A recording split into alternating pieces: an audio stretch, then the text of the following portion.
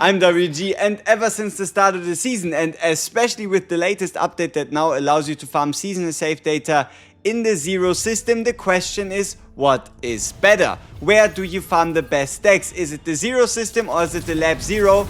I have for you all the pros and cons for both, so let's get into it. So the way we'll be doing this is going point for both sides and then comparing each other, as well as also me giving you as much extra information along these points as possible. So let's start off with the Laboratory Zero Mutant Sample event. So the Mutant Sample event is actually quite important in that the moment you reach it and you do succeed the dice roll, you can pick any card of your liking and turn it into the Mutant Sample. The Mutant Sample itself increases your damage against passion enemies for the duration of the run by 20%, whereas the moment you leave the run, be it through losing the run, escaping the run or finishing the run, the card itself disappears from your deck at no cost to your save data whatsoever.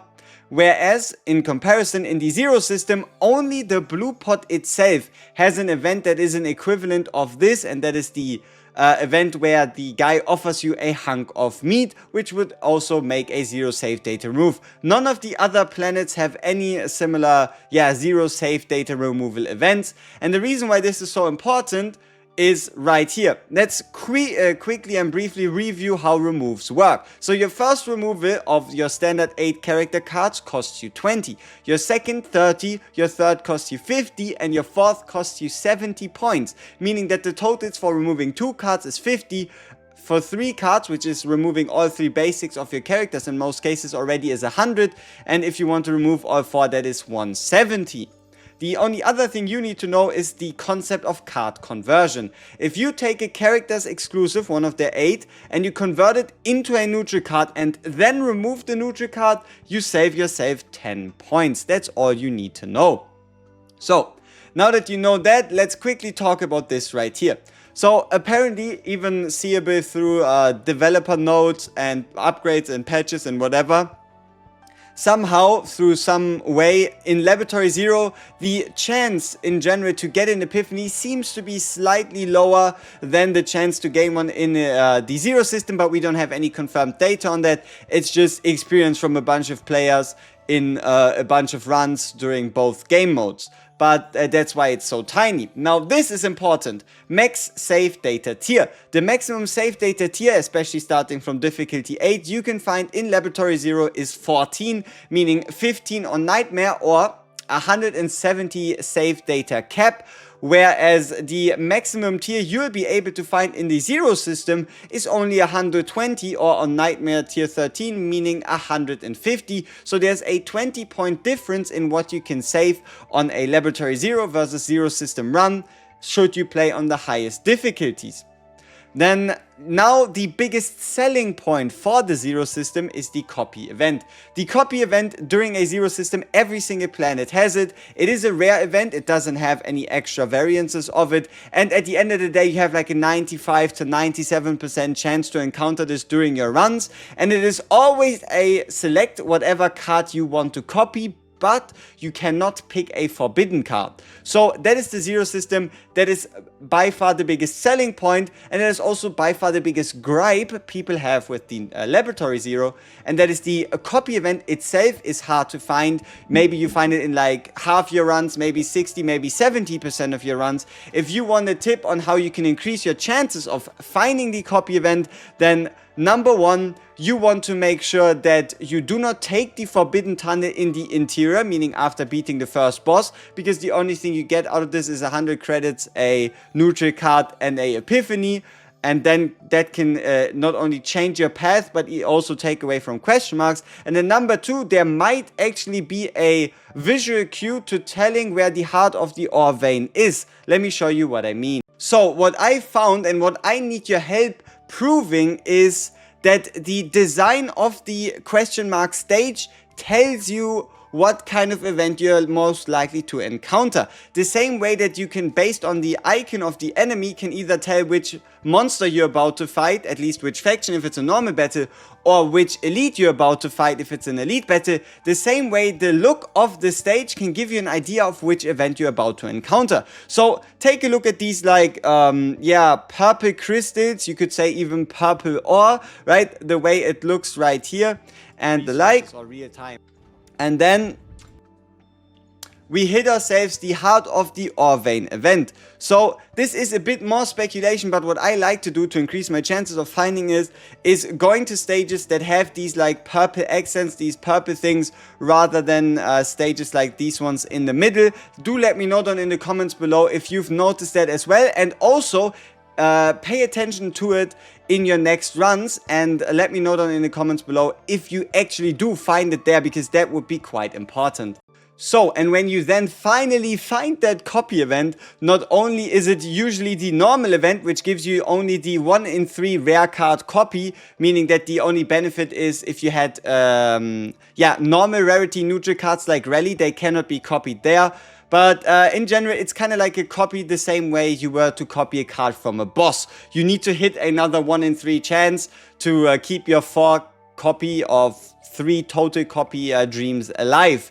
And then here, the rare event, it seems to be like a 1 in 20 or so, where you get the chance to pick a copy of any card, but also, as the only event in the game, the ability to pick a forbidden copy that would allow you to run the same forbidden card twice in a character's deck. So, that is then the whole copy event part. So, let's have a look at this. The bad run mechanic. So let's say you go into your fight and you have your Divine Visionary and you're looking for the double remove at the start of your run. If you don't hit that on Laboratory Zero, you can just quit out, go back in. Another example of a bad run would be you go in, you're farming for like let's say the Mei Lin build, but you don't get the move epiphany for the strike card, or you don't get the passion based hit. Then you can just quit out, go back in, go back to, let's say, the forbidden tunnel, or you're looking for a forbidden card, right? You go for a forbidden card, you either get to the tunnel, don't get a card, or don't get the card you want. Boom, you can restart, you can go back in. That saves you a whole bunch of time. On the other hand, in the Zero system, if you have a bad run, what are you gonna do about it? What are you gonna do about it? Because the moment you escape the run, you lose the planet, you would have to get yourself the planet back, and yeah, that's pretty much it, right? Like, especially also the cost. The cost, which you can kind of see here already, the cost of getting a tier 12 planet in the first place, and then it might even have bad multipliers or bad modifiers, and then also going into that planet and then getting a bad run, it's just, you really don't have a choice unless you want to waste a bunch of currency, a bunch of coin, to actually just have to go and finish the run so that you can get another planet after as a reward so that you can try again. Zero system wise, meaning you have expensive rerolls and you basically have no reruns. Whereas on the other hand, you have cheap and easy rerolls, meaning you just use 10 of your season currency to reroll for however long you want. So like a tier 12 map, tier 30 map, tier 40 map, good modifiers, bad modifiers, whatever you might be looking for. And that is the advantage of the Zero system. And also whenever you escape, so long as you don't beat the second boss, then the map won't be completed. Or now that we have the third boss, the hidden boss, as an event, if you go to the triple question mark event and you unlock this one, so long as you don't beat the third boss, the map stays. Meaning that if, for example, you spend all your season currency on re-rolling a tier 14 map, you can play that tier 14 map so long as you do not beat the third boss. Meaning you could build 10, 15, 20, 30, 40 decks, however many you want, on that tier 14 map. So yeah, you can multi-farm the same map. So this is Laboratory Zero versus Zero system. These are all the like major comparisons in between each other. So where does that leave us? That leaves us right here in this kind of, you could say, conclusion part. So due to it having a removal event and due to it also allowing you to play on a higher difficulty, you just overall have more save data space. On Laboratory Zero, you just have more save data space. And what that leads to is you can make divine multi-copy / super OP decks on Laboratory Zero that you could never make on the Zero system. And that is due to, for example, if you have a card in mind and this card gets a Divine Epiphany, then the card itself, or the Divine Epiphany itself, already costs 20, and any further copy of that card on top of the cost for the second copy and onwards is also going to cost you the cost of the Divine Epiphany, meaning that just having a dream of, like, even if you do hit 4 copies, if you're not playing on the Laboratory Zero, or if you're not playing with a remove like the mutant sample, you either have to keep in basics or you risk losing your Divine Epiphanies that you worked so hard for to get. And then as the last point for Laboratory Zero, it's whenever you need seasonal cards, meaning, for example, you play the card out, every 4 cards you play once per turn you draw one, or if you have 6 cards in hand, one of the cards becomes 0 cost. These or the aggressive mutant, all these cards, they aren't available outside of Laboratory Zero. So if your character has big synergy with any of these cards, the same is also true for the confiscation. The card that allows you to draw one and draw a forbidden card, they are all exclusive to Laboratory Zero, as well as also the seasonal equipment. If, for example, you want to build a really tanky Cassius, there's this rare item that gives you a 40% fixed shield every time you draw, which again is exclusive to Laboratory Zero. Now, lastly, the Zero system though. The big point is, if you want to build a non-divine, either 3 or 4 copy deck, by far, you have the best chance of succeeding of building one such deck in the Zero system. And the main point here is, if you are copying non-divine cards, they barely cost you any save data points. And also, with the copy event pretty much appearing every single run, the only thing you need to do is hit your Epiphany, bring in a bunch of unique cards from other characters, and then, like, you hit it by the boss, you have it twice, you get your 3rd copy, and all of a sudden you already have 3 copies, which increases the chance of getting it from the final boss. Then another massive green point is a Mei Lin deck. So Mei Lin doesn't need all these extra save data space to make her super OP decks. And that is because Mei Lin is a character that you only want to remove 1 basic attack of anyway, meaning instead of having to pay like 100 save data points on your usual characters to get rid of all 3 basics, she only pays 20 because she just keeps her basics in because she needs those for her build. So Mei Lin is also best farmed in the Zero system, no doubt about it. Then another big point, if you need planet specific equipment.